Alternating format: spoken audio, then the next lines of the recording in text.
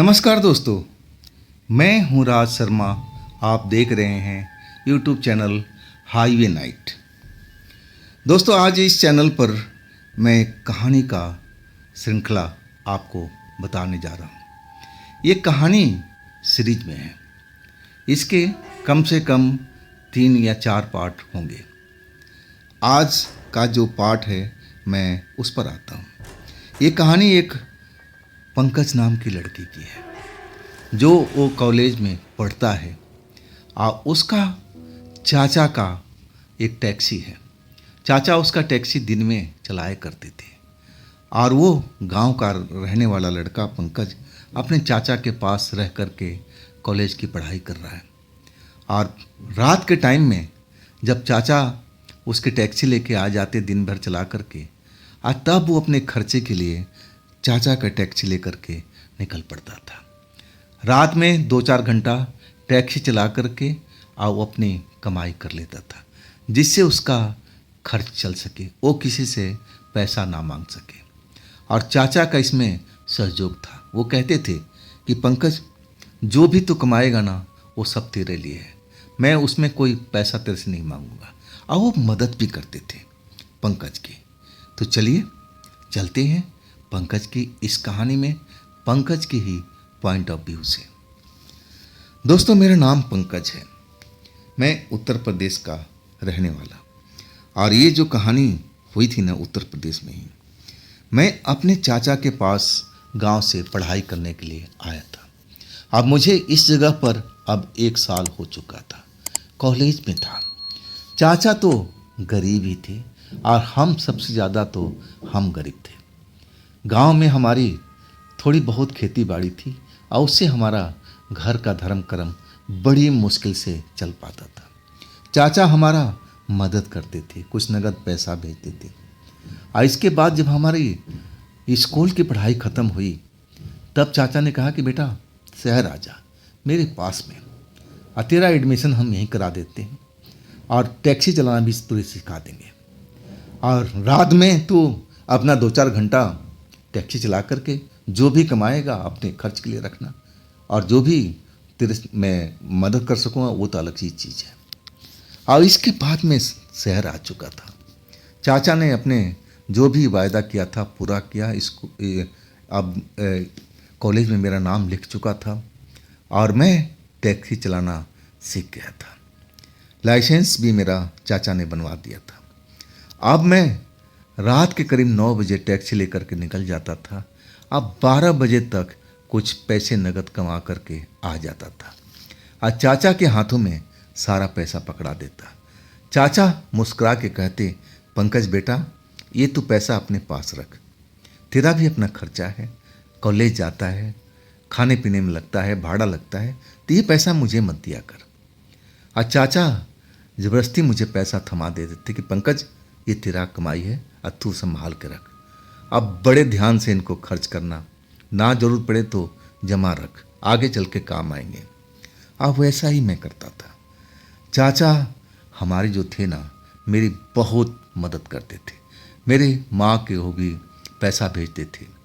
और एक तरह से अगर वो ना होते ना तो आज मैं कॉलेज में पढ़ नहीं रहा था, मैं बिल्कुल गांव में आवारा बन चुका होता।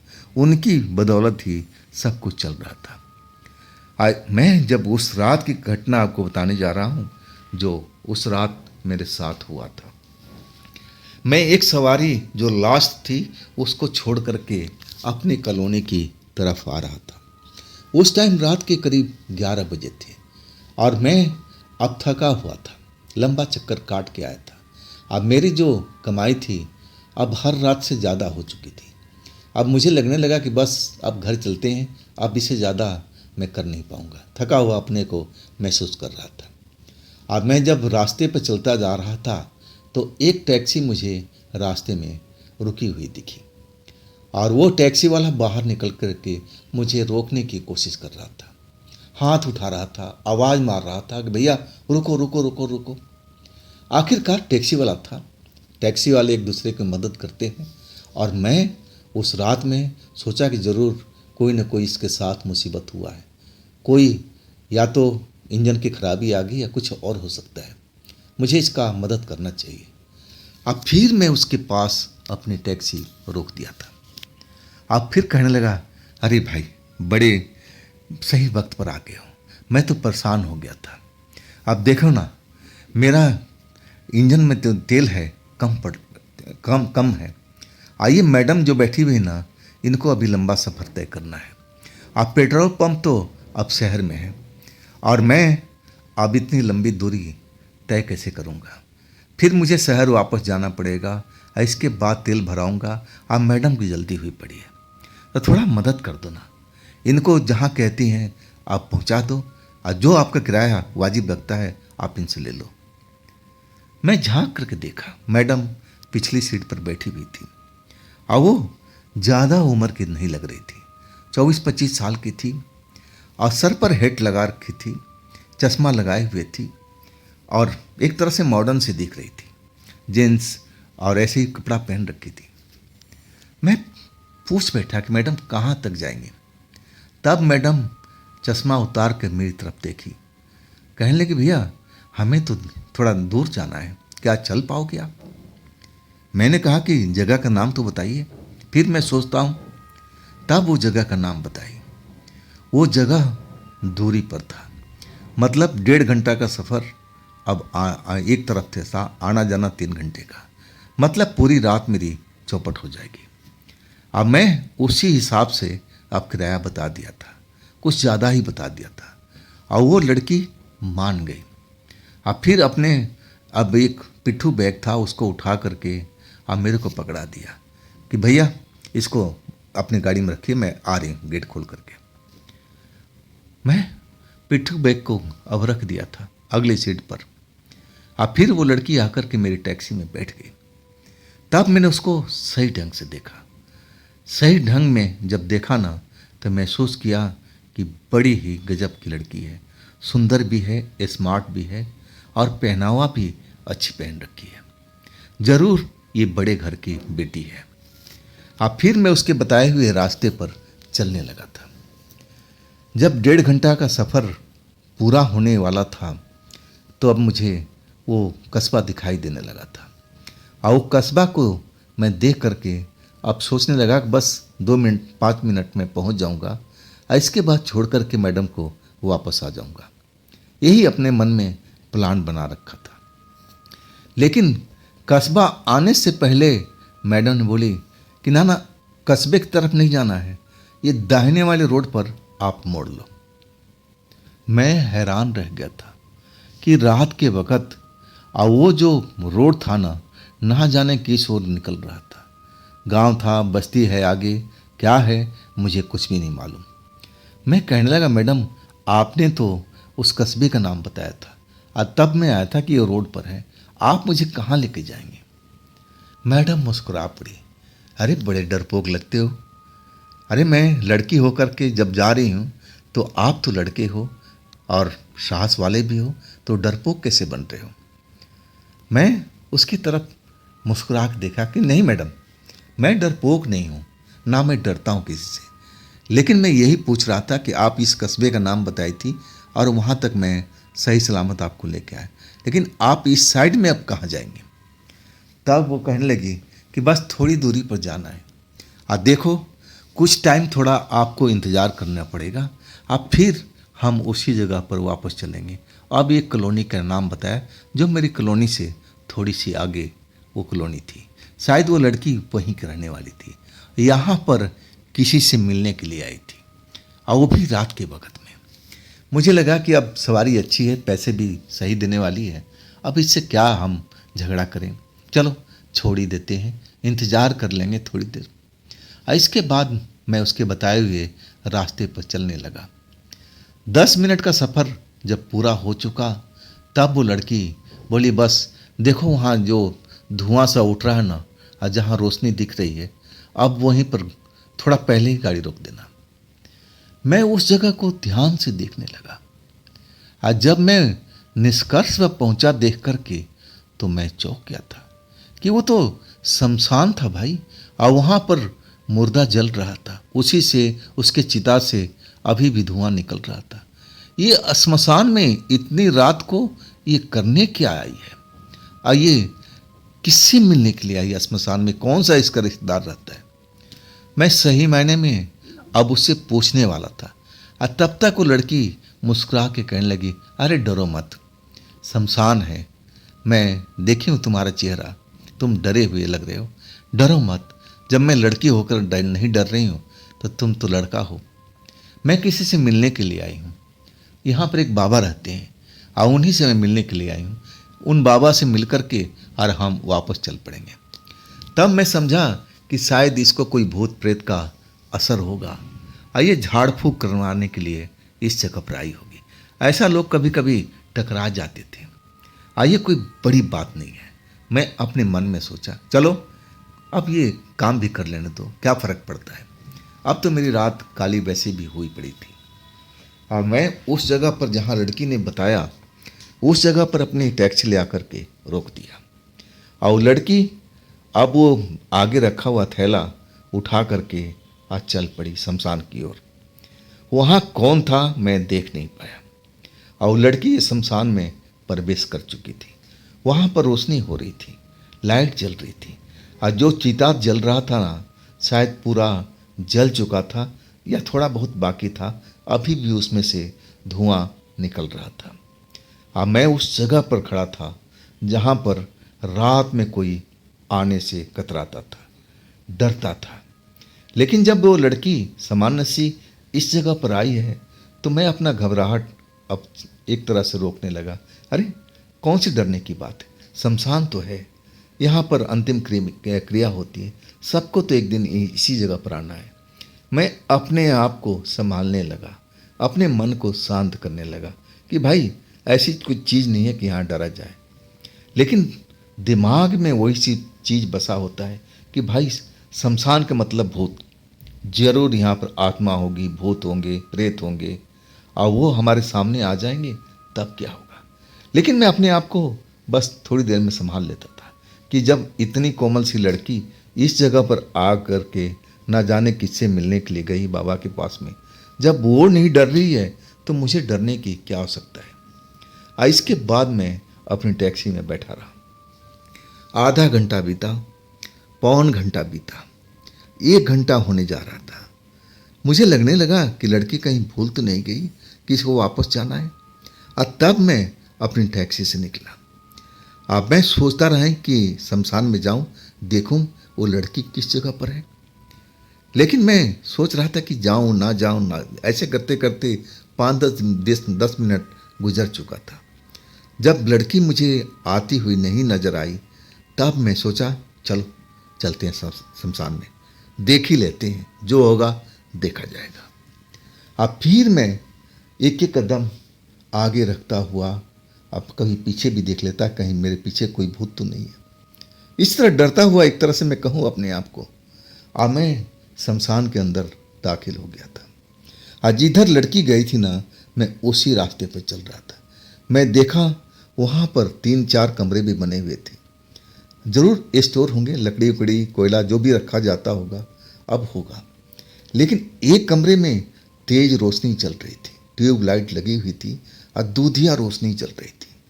और वहाँ पर कुछ आवाज़ भी मुझे सुनाई दे रहा था। और इसके बाद मैं उस कमरे के पास चला गया। दरवाज़ा अंदर से शायद बंद था, खिड़की थी, खिड़की भी लगी हुई थी। हाँ, अंदर से जैसे कुछ आवाज़ हो रही है, जैसे कोई बाबा मंत्र पढ़ रहा हो। मैं देखने की कोशिश करने लगा। आखिरकार एक खिड़की में ऐसी जगह दिखाई पड़ी जहाँ से मैं उस कमरे का सारा दृश्य देख सकता था। आज जब मैं उस खिड़की पर उस सुराख में अपनी नज़र टिकाई ना, तो मैं देख करके हिल चुका था। मैं क्या देख रहा हूँ कि उस कमरा में एक आसन बना हुआ है। आसन जो फूलों से सजाया गया है और आसपास में चावल जैसे पीली चीज़ से रेखा बनाया हुआ है, गोल सा घेरा है। और उसके अंदर में वो बाबा बैठे हुए, उसके आगे में नरमुंड खोपड़ी रखा हुआ है। अब पूजा की कई सामान रखा हुआ है, दीप जल रहा है, दिया जल रहा है, धुआं निकल रहा है, मतलब वहाँ कुछ और भी चीज़ जल रही थी। खुशबू भी अजीब सी आ रही थी। और वो जो लड़की थी ना, अपने एक तरह से जो कपड़े मैं पहने हुए देखा था वो कपड़े उतार चुकी थी। एक नाइटी जैसा वस्त्र पहन पहन रखी थी और उसमें उसका गोरा बदन बिल्कुल स्पष्ट चमक रहा था। बड़ा ही खूबसूरत वो लग रही थी। और वो जो बाल उसने अपने बांध रखे थे ना, अब उसके बाल खुले हुए थे। बाल काफ़ी लंबे थे और बैठी हुई थी, जमीन पर टकरा रहे थे और वो अपनी आंखें बंद की हुई थी। और बाबा को मैं देख नहीं पा रहा था, बस लड़की सामने बैठी हुई थी और मेरी नज़र उसी पे पड़ रही थी। तो ये पूजा किस चीज़ की कर रहे हैं? क्या ऐसी चीज़ कर रहे हैं? क्या लड़की पर कोई भूत प्रेत का साया है? मुझे ऐसा ही लगा। अब फिर मैं सोचा कि चलो अब तो देख लिया ना, तसल्ली हो गई ना। लेकिन मैं बार बार उस लड़की को देखना चाहता था। जैसे वो वस्त्र पहन रखी थी ना, मेरी नज़रें बार बार उस सुराख पर चला जाता था। वस्त्र में सब कुछ साफ नजर आ रहा था। उसका बदन का एक एक अब जो चीज़ था सब कुछ साफ साफ मुझे दिख रहा था। ऐसा वस्त्र पहनने का क्या मतलब, जिससे हर अंग स्पष्ट दिख रहा हो। लेकिन वो कौन सी साधना कर रही थी, कौन सा पूजा हो रहा था वहाँ पर, मुझे कुछ भी मालूम नहीं। अब इसके बाद मैं अपने आप कंट्रोल किया। अब फिर मैं अपनी टैक्सी में आकर के बैठ गया, इंतज़ार करने लगा। लेकिन बार बार वही दृश्य मेरे आंखों के सामने उस लड़की का आ जाता था। कितनी खूबसूरत लड़की, ऐसा वस्त्र क्यों पहन रखी थी? वो तो मैं जब देखा था मॉडर्न थी, जींस पहन रखी थी, टॉप था और स्टाइल वाला चश्मा लगा रखी थी, जूड़े बांध रखे थे। और ऐसी कपड़े मैं समझ ही नहीं पा रहा था। आखिरकार आधा पौन घंटा और गुजर गया और इसके बाद वो लड़की मुझे आती हुई दिखी। अब वो अपने उसी तरह के कपड़े में थी जो पहन के गई थी। अब बैग कंधे पर लटकाए हुए मेरी तरफ आ रही थी। अब मैं उसको तरफ देख रहा था। अब मैं उसको बताना नहीं चाहता था कि मैं उस जगह पर गया था जहाँ तुम पूजा पाठ कर रही थी, और वो झीने वस्त्र में, ताकि वो लड़की कहीं नाराज ना हो जाए। और फिर वो लड़की मुझे बैग पकड़ा दिया कि बैग आगे रख दीजिए। हाँ, फिर वो पिछली सीट पर जा बैठी। हाँ, कहने लगी, हाँ चलिए अब मेरा काम यहाँ पर हो गया। मैं पूछ ही बैठा उससे कि मैडम आप यहाँ पर क्या करने आई थी? कोई झाड़ फूँक करवाने आई थी? तब वो मुस्कुराकर कहने लगी, हाँ ऐसा ही कुछ समझ लो। मैं पूछने लगा कि क्या आप पर कोई आत्मा, भूत, प्रेत, चुड़ैल सवार है क्या मैडम? तब हंस कर के कहने लगी, अरे नहीं नहीं, ऐसी बात नहीं है। मैं तो खुद आत्माओं को ढूंढती रहती हूँ। मैं आत्माओं को पकड़ती हूँ और उनको कैद करती हूँ। मैं लोगों से आत्माएं जो उनके शरीर में बैठी रहती हैं उनको निकालने के काम करती हूँ। मैं भूत प्रेत को भगाती हूँ। जब मैंने ये सुना ना, तो मैं तो चौंक करके देखने लगा कि ये लड़की एक तांत्रिक है, इतनी बड़ी तांत्रिक, जो इस रात में आकर के इस जगह पर पूजा पाठ कर रही है। और ना जाने कौन से बाबा थे। मैं बताना नहीं चाहता था कि मैंने आपको उस रूप में देखा था, कहीं लड़की नाराज ना हो जाए। मैं पूछने लगा कि आपको डर नहीं लगता ऐसा काम करते हुए? कहने लगी, नहीं नहीं, मुझे डर नहीं लगता है। मुझे तो आशीर्वाद मिला हुआ मेरे पिता से। मेरे पिता भी एक तांत्रिक थे और उनके पिता भी तांत्रिक थे। उनका उन्हें खानदानी हमारे खून में ये सब चीज़ चल रहा है। अगर मेरा कोई भाई होता ना तो बहुत बड़ा तांत्रिक बनता, लेकिन संजोग से मेरा कोई भाई नहीं है। अब मेरे पिता नहीं रहे, लेकिन उन्होंने मेरे से वचन लिया था कि बेटे इस पेशे को तुम छोड़ना मत, इसको तुम आगे बढ़ाना। और मैं वही कर रही हूँ। अपने पिताजी की मान को, मर्यादा को अब मैं आगे बढ़ाना चाहती हूँ और मैं अच्छी अच्छी विद्या सीख रही हूँ। मैं इस जगह पर आई थी ना, तो एक बहुत पहुँचे हुए अवघड़ महात्मा हैं और उनसे मैं एक ऐसी विद्या सीख रही थी जिससे मुझे काफ़ी लाभ होगा। मैं जब सुना ना, तो सही मायने में मैं दंग रह गया कि ये नाजुक सी लड़की तांत्रिक है, इसका खानदान ही पूरा तांत्रिक है। लेकिन ये इस जगह पर साधना करने आई औघड़ बाबा कौन थे? मैं पूछना तो चाहता था कि मैं उस खिड़की पर झांक करके देखा था, आपने झीने वस्त्र पहन रखे थे और मैं आपका बदन पूरी तरह से अब निहार चुका हूँ। लेकिन मेरी हिम्मत नहीं पड़ी कि मैं उससे कुछ आगे पूछूं। अब फिर लड़की कहने लगी, चलो ना, अब आपको देर नहीं हो रही है। मैं सुखचाते हुए अब मैं अपना ड्राइविंग करने लगा था। अब मैं बात करने की कोशिश करता उस लड़की से, लेकिन वो हाँ हूँ में जवाब देती। अब मैं देखा कि अब उसकी आंखों में नींद आ रही थी, आंखें बंद हो रहा था। अब ज़्यादा उससे बातचीत नहीं कर पाया, लड़की सो चुकी थी।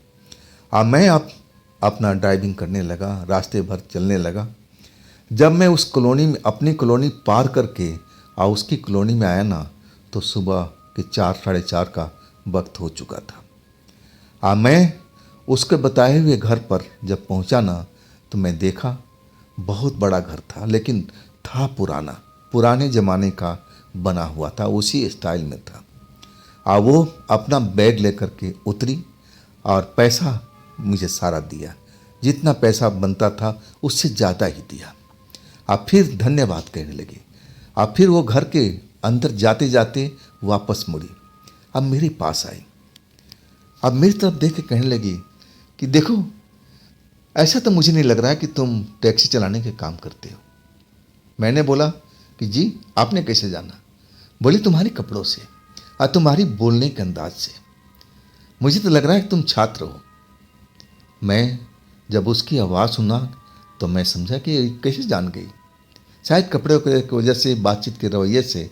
मैं अपनी सच्चाई बताया कि देखिए, मैं कॉलेज में पढ़ता हूँ और सिर्फ पार्ट टाइम काम करता हूँ, रात में 1-2 घंटे 3 घंटे, ताकि मेरी जेब खर्चा निकल सके। तब वो मेरे से इम्प्रेस हो चुकी थी। कहने लगी, अरे अरे, अंदर आओ अंदर आओ, अब चाय पी करके ही जाना। अब तो सुबह हो गई, अब जल्दीबाजी किस बात की है? अब तो तुम्हारी रात पूरी काली हो चुकी है, अब तो सुबह तो आप कॉलेज जा नहीं पाओगे। मैं कहने लगा, मैं जाऊंगा ज़रूर, मैं कॉलेज नहीं छोड़ता। हाँ, चाय ज़रूर पीऊँगा आपके साथ में। अब मैं उस पुराने घर के अंदर अब प्रवेश कर चुका था। अब बड़े बड़े से कमरे बने हुए थे, ऊंचे ऊंचे कमरे थे, जो आज के टाइम में ऐसे घर मैंने देखे नहीं। ज़्यादा हाइट होती है 10-12 फुट की, लेकिन ये तो लग रहा था कि 15-16 फुट ऊपर घर बनाए हुए हैं। अब पुराने अंदाज में मुझे घर देख करके बड़ा अचंभा हुआ। बड़ा सॉलिड और पुराने टेक्निक से वो सब घर बने हुए थे। अब मुझे अपने ड्राइंग रूम में लेकर आई और वहाँ पर जो लकड़ी का सोफ़ा था वो देखने लायक था, बड़ी ही कलाकारी उसमें थी। और वो बता रही थी लड़की कि बहुत पुराना सोफ़ा है, मेरा दादाजी के टाइम में, जब अंग्रेज राज करते थे उस टाइम का है ये। अब मैं देख करके बड़ा ही एकदम हैरान था कि उस टाइम का चीज़ अभी भी साफ़ सुथरी और चमक रही है। तब वो कहने लगी कि अरे अरे, मैं तो चाय बनाना ही भूल गई। तब मैंने कहा कि 2 मिनट बैठिए। वो मेरे नज़दीक आके बैठ गई। मैं कहने लगा कि आपके घर में कोई नहीं है, अकेले रहती हैं? बोली, हाँ, मेरे पिता के गुजरने के बाद अब इस घर में कोई नहीं है मेरा सगा संबंधी, मैं इस घर में अकेले रहती हूँ। मैंने पूछा कि देखिए, आपकी उम्र तो शादी का हो चुकी है, तो आप शादी क्यों नहीं करती? तब वो मुस्कुरा के कहने लगी कि अभी क्या जल्दी है, अभी तो मुझे कुछ आगे बढ़ना है, कुछ अलग काम करना है, इसी काम में मेरा अभी टाइम निकल जाएगा। शादी के बारे में मैंने अभी कभी सोचा नहीं है, जब सोचूंगी तब देखूंगी। मुस्कुरा करके वो बोलने लगी और कहने लगी कि अरे, मैं चाय बना कर आ रही हूँ ना, फिर हम बात करेंगे। किचन में चली गई। मैं उस ड्राइंग रूम में देख रहा था। अब तस्वीर मैं देख करके हैरान था। बड़े बड़े तस्वीर बने हुए थे, शायद उनके दादाजी के रहे होंगे या उनके पूर्वज के रहे होंगे। बड़ी बड़ी मूछें और पगड़ी बंधी हुई थी, हाथ में छड़ी, और जैसे लग रहा था कि वो तस्वीर से मुझे घूर रहे हो। मुझे उनसे नज़र मिलाते हुए एक बदन में सिहरन सी हो रही थी। मैं उस तस्वीर से अपनी नज़रें हटा लिया। तभी वो लड़की चाय का ट्रे लेके आ गई। अब मेरे पास बैठ कर के चाय का कप मुझे पकड़ा दिया और कुछ बिस्कुट वगैरह भी थे। हम दोनों अब चाय पी रहे थे, बातचीत कर रहे थे। वो लड़की अब मेरे बारे में सब कुछ जानकारी ले रही थी कि आप कहाँ के रहने वाले हो, आपके घर में कौन कौन है, और ऐसा आपको क्या है कि रात को आपको टैक्सी चलाना पड़ता है, आपको तो पढ़ाई में ध्यान देना चाहिए। तब मैं अपनी पूरी दुखड़ा उस लड़की को बताया कि हम गरीब परिवार से हैं, मेरी माँ अभी भी गरीबी में जूझ रही है और चाचा जो हैं हमारा सहारा हैं, लेकिन वो भी टैक्सी चलाते हैं और उन्हीं की टैक्सी है जो मैं रात में लेकर के निकलता हूँ। वो मेरे से बड़ा इम्प्रेस हुई और कहने लगी आप चिंता छोड़िए, मैं आपके लिए कुछ करूँगी। और सुनिए, अब आप अपना नंबर देख जाइए, अब मेरा नंबर भी आप ले लीजिए। मुझे तो हर रात कहीं ना कहीं निकलना होता है और हम ऐसा प्लान करेंगे कि आपकी रात काली भी ना हो, आज जिस दिन काली होगी मैं उसके कई गुना पैसा दूंगी। क्या आपको मंजूर है? मैं उस लड़की की तरफ हैरानी से देखने लगा। मुझे लगा कि दया भाव से ये मुझे ऐसा बोल रही है। अब मैं कहने लगा, नहीं मैडम, ऐसा आप क्यों करेंगे? आप अपना पैसा ज़्यादा क्यों खर्च करोगी आप मेरे लिए? नहीं, रहने दीजिए, मैं तो 1 आध घंटा टैक्सी चला करके अपना काम मतलब पूरा कर लेता हूँ। तब वो कहने लगे, नहीं, आप बड़े नेक दिल लड़के हो और मैं ऐसे लड़के की तलाश में थी जो मेरे काम में भी आ सके, और मैं आपको किसी चीज़ में ट्रेन भी करना चाहती हूँ। अगर आप मानोगे तब हमारी लाइन में आप आ जाओ और देखो, इसमें आपको इज्जत भी मिलेगी और पैसा का तो जैसे बरसात होगा, आप सब कुछ भूल जाओगे। मैं सोच में पड़ गया और कहने लगा, मैडम मैं सोच के बताऊंगा, अभी मेरा दिमाग काम नहीं कर रहा है, मैं घर पर जाऊंगा, थोड़ा आराम करूंगा, फिर कॉलेज जाऊंगा और तब मैं सोचूंगा।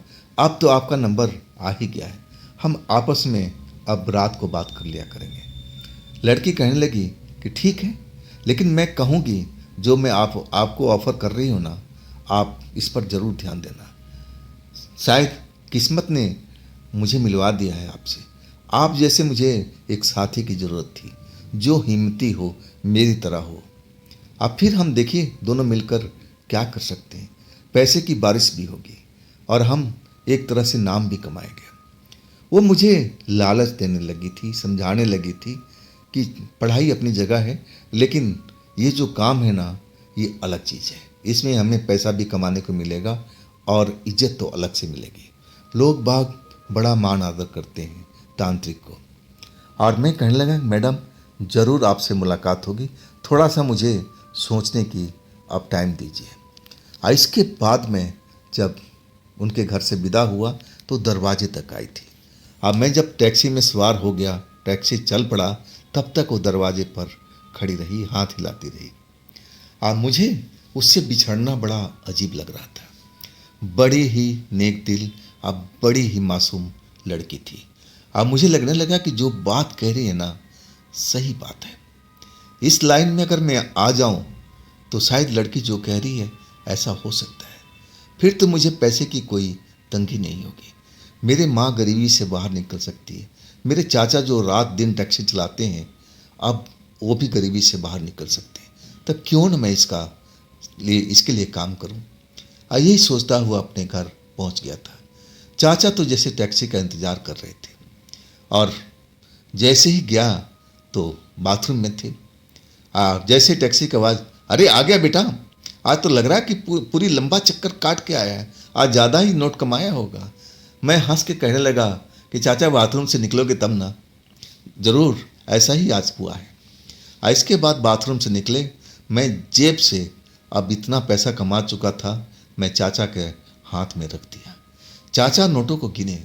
अब कहने लगे, कमाल है भाई, तूने तो कमाल कर दिया, इतना पैसा तो मैंने कभी आज तक नहीं एक दिन में कमाया था जितना तू आज कमाया है। भाई ये तेरे पैसे हैं, तू अपने पास रख।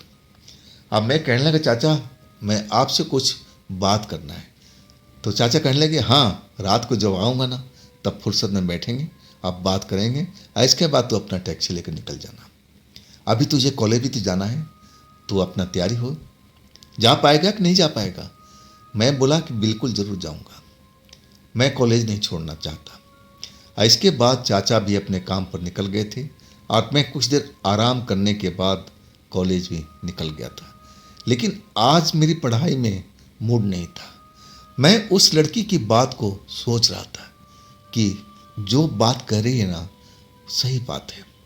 अगर मैं इस लाइन में आ गया ना, तांत्रिक में, तो सही में मेरी इज्जत भी हो सकती है और पैसा भी बढ़ सकता है, जैसे लड़की कहना है। तो ज़रूर मैं उससे बात करूँगा।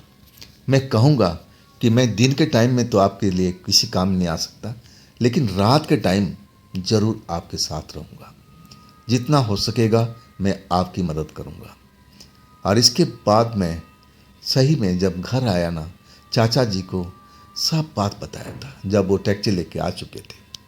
अब मेरी बात सुन कर के वो कुछ पल तो हैरानी से देखते रहे। अब फिर कहने लगे, नहीं बेटा, तू इस लाइन में मत पड़। कहीं वो लड़की कोई अलग चीज़ तो नहीं है, कहीं वो भूत प्रेत तो नहीं है। चाचा के मन में आशंका सी होने लगी थी। मैंने कहा, नहीं चाचा, मैं उसके घर पर गया हूँ। वो तांत्रिक की बेटी है, खानदानी तांत्रिक हैं। उनके दादाजी लड़की की, उसके भी अगले खानदान सब तांत्रिक थे, और उसमें तांत्रिक के एक खून है, और तांत्रिक आज भी है। मैं सब कुछ देखा हूँ शमशान में। आज वो तंत्र का साधना करती है। तब चाचा थोड़ा सहज हुए थे और कहने लगे, बेटा देख ले, जैसे तेरी इच्छा हो। अब मैं क्या बोलूँ, अब तू समझदार हो गया है, अब पढ़ लिख रहा है, तो तू अपना गलती सही सब कुछ समझ सकता है। मैं कहने लगा, चाचा बस आपका आशीर्वाद के बिना मैं कुछ नहीं कर पाऊँगा। चाचा कहे, करे बेटा, आशीर्वाद तो हमेशा तेरे साथ में है। जो तू काम करेगा मैं तेरे पीछे हमेशा खड़ा हूँ। तो अब डर मत, जो तेरे दिल में आए कर। इसके बाद तो मुझे परमिशन मिल चुका था। गाहे बगाहे मैं उस लड़की को घर जाने लगा, बातचीत होने लगी।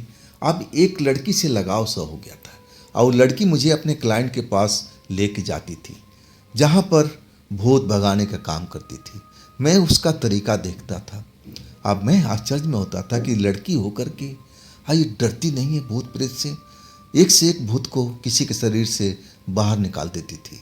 अब बदले में बहुत सारा पैसा मिलता था, और वो मुझे हिस्सा भी देने लगी। कहने लगी कि देखो, मैं तुम्हें एक साधक बनाना चाहती हूँ, और इसके लिए हम अमावस की रात को या पूर्णमासी की रात को हम चलेंगे उसी शमशान घाट में, औघड़ बाबा के पास में, और वो तुम्हें तांत्रिक बना देंगे। मैं भी तुम्हें सब कुछ सिखाऊंगी, लेकिन पहले औघड़ बाबा से तुम सीखो। उनका तुम्हें आशीर्वाद मिल गया ना, तो समझ लो कि तुम आधा तांत्रिक तो बनी जाओगे, और इसके बाद जो भी कुछ है मैं तुम्हें सिखाऊंगी। और इसके बाद में मैं वैसा ही करने लगा था। जहाँ जहाँ लड़की रात में कहती जाता, और एक जगह हम बिल्कुल ऐसी जगह पर फंस गए थे वापसी के टाइम में, और रात का 2 बज रहा था। हर तरफ अंधेरा अंधेरा।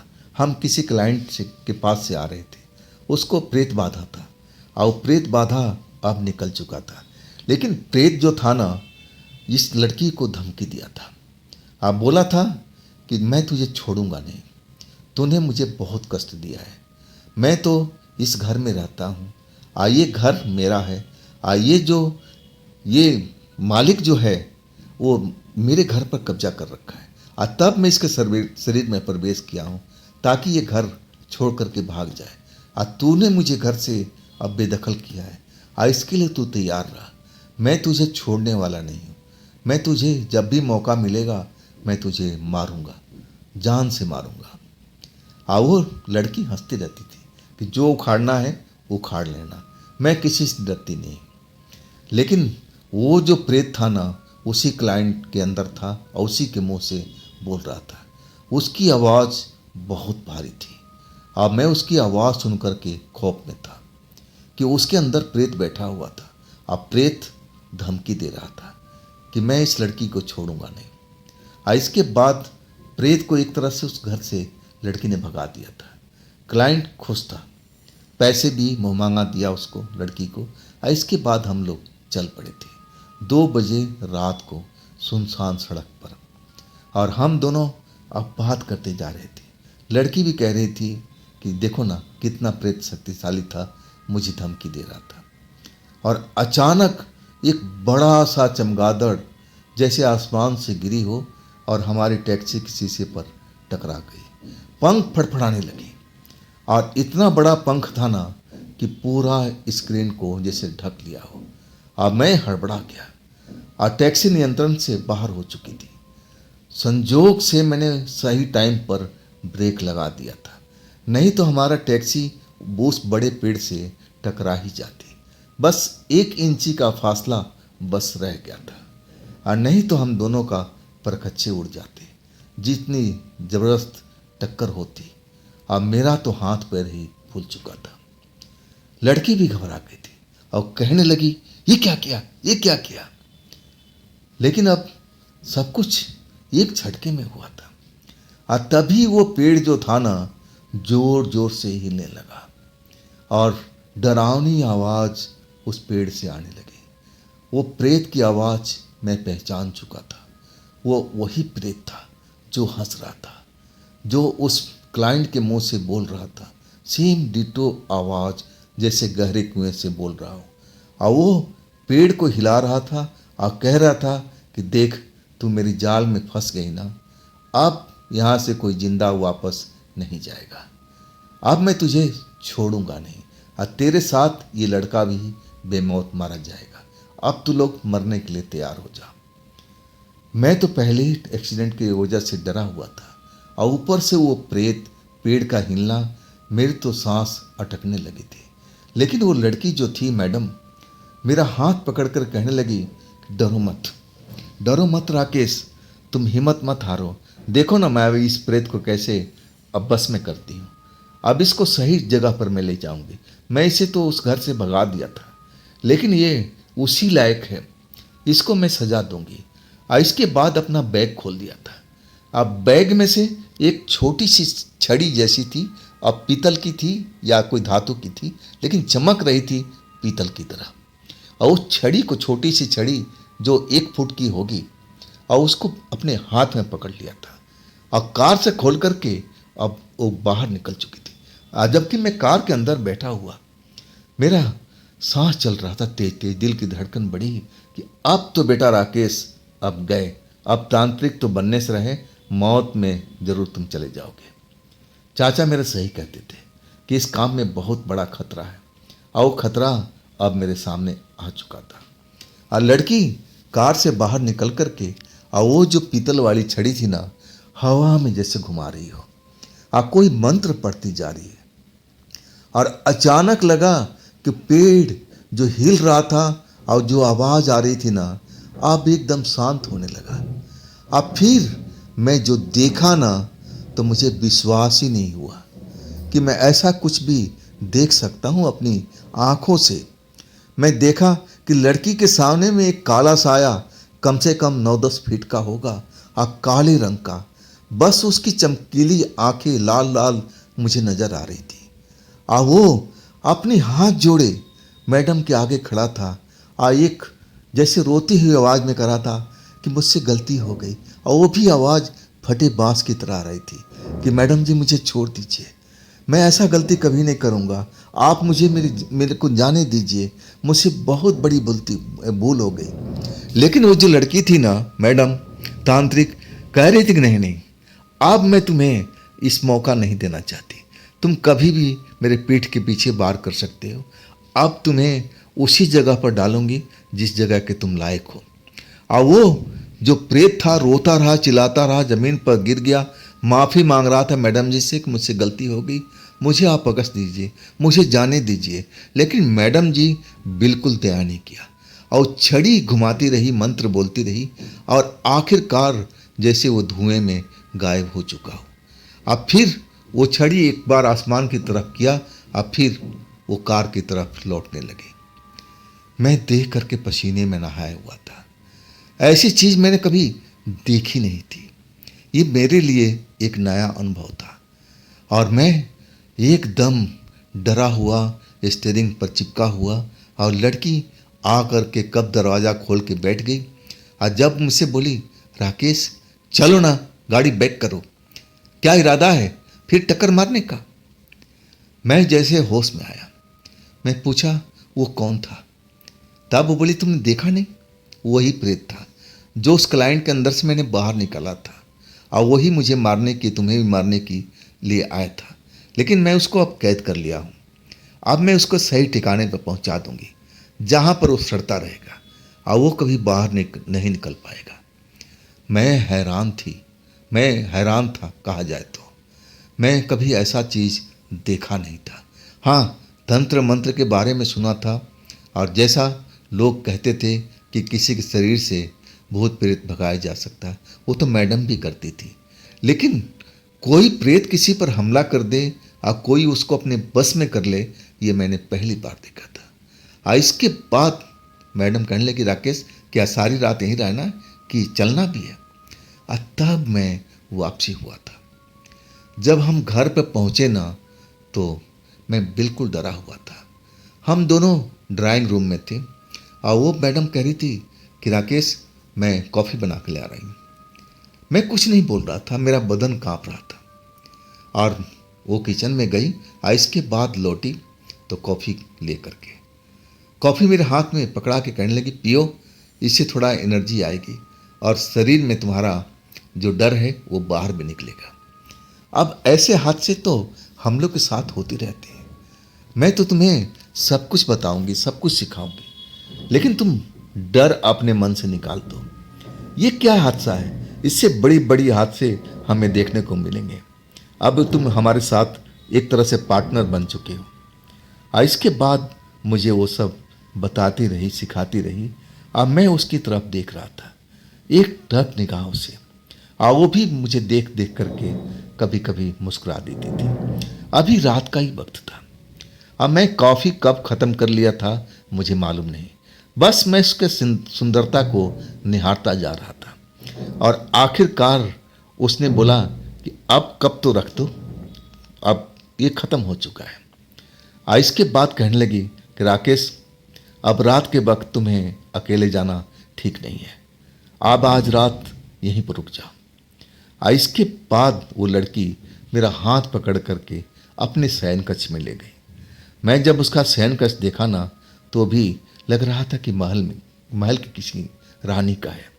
सब कुछ पुराने स्टाइल में, मच्छरदानी, मखमल का बेड, ऐसा सब कुछ मुझे उस घर में दिखाई दे रहा था। और फिर मुझे अपने पलंग पर लिटा दिया और मुझसे प्यार करने लगे। मैं तो एकदम हैरान था। सब कुछ जैसे लग रहा कि जैसे मैं कोई ख्वाब देख रहा हूँ। ऐसा संभव नहीं है, मैं मन में अपने आप को बोलता जा रहा था। लेकिन वो लड़की मुस्कुरा के कहने लगी, क्या बड़बड़ा रहे हो राकेश, क्या हो रहा है, क्या सोच रहे हो? तब मुझे जानकारी मिली कि अरे ये सब मेरे साथ में रियल टाइम में चल रहा है। और तब मैं उस चीज़ को पहली बार, उस प्यार को अनुभव किया था उस लड़की के साथ में। और रात पूरी उसी कमरे में हमारी गुजरी थी। और इसके बाद मैं उस जगह से निकला था। और जब निकला था ना, तो मेरी आत्मा बहुत प्रसन्न थी। वो चीज़ मुझे पहली बार हासिल हुई थी। पैसे तो मैं रोज़ कमाता था, लेकिन एक जो सुख होता है ना, वो सुख मुझे आज पहली बार वो चीज़ मिली थी। हाँ, मैं बहुत खुश था। और इसके बाद मैं अपना घर चला गया था।